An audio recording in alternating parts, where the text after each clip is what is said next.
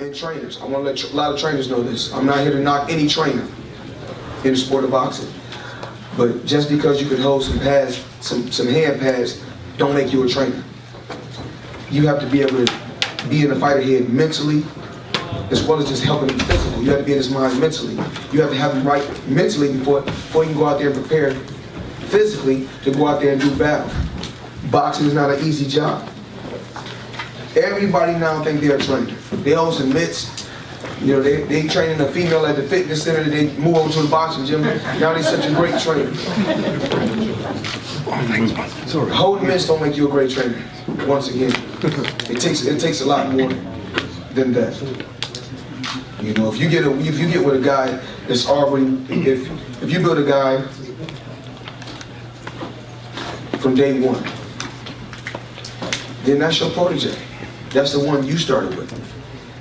But once you get to a certain level, and once you get him to the championship level, and he's under my banner, if he need my help, then I'm going to help him because I know how it is to be in that crunch moment.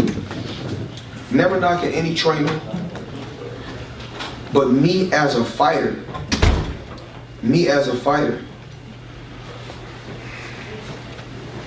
you got trainers out here say, oh yeah, oh I got trainer of the year 8 times, I got trainer of the year 10 times. I don't care if I never get promoter of the year or trainer of the year. I did my job as a fighter. I went out there, I gave them what they want to see. Now it's about these young fighters on the rise. It's about taking them to the next level. It's not about Floyd Mayweather anymore.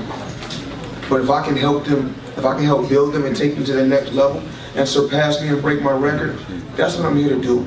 We're here to give back to the sport of boxing. You know, it's so crazy when I was in the sport.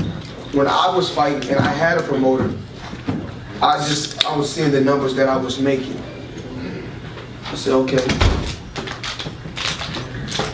I look at the numbers that I was making. I was like, okay, that's cool.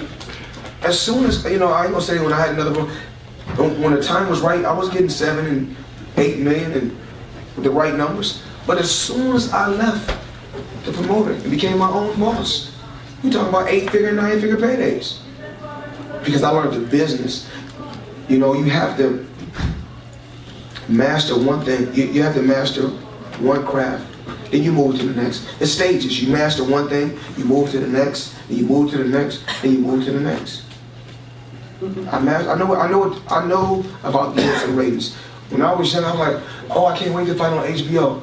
Then you fight on HBO once, then you want an HBO contract. It steps to this. Then you become a pay-per-view attraction. Then you're trying to put asses in the seats.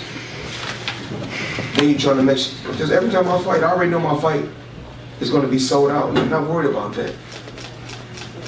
I'm worried about getting better each time. Each time I'm trying to surpass that time. But what we're focused on as Mayweather Promotions, we believe in the fighter winning. If a fighter need a fitness, if he need a strength and conditioning coach, if that's going to help him get to the next level, then use that.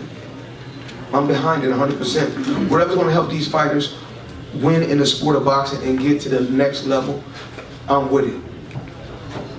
I'm not here to tell you how to dictate and control your team, but I'm always going to be honest with you. Because I want to be able to go to sleep at night and say to myself, you know what? I know I was honest to that fighter. I know I was honest to that man. And I sleep good every night because I'm honest, always. You think me and Leonard Ellaby see eye to eye always? Absolutely not.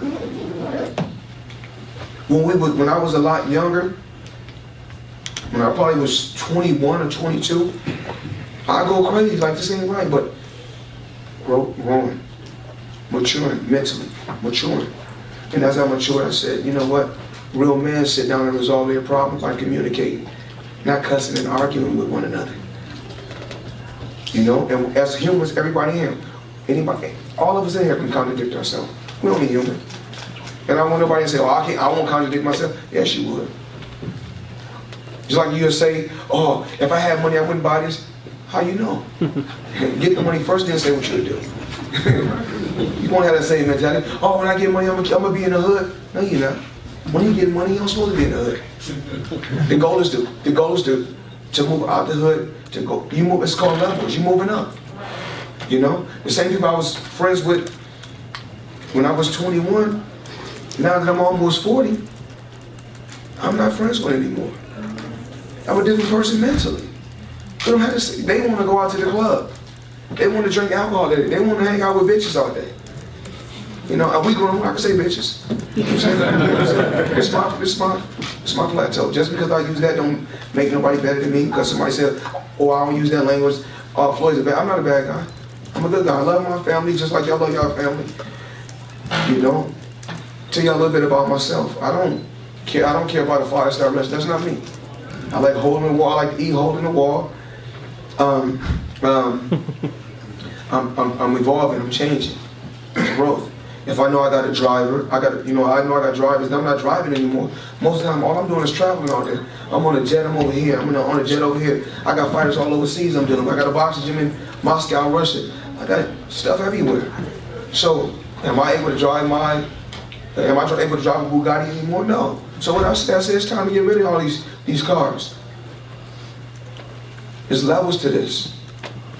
And once you get out the car stage, now you're on the jet stage.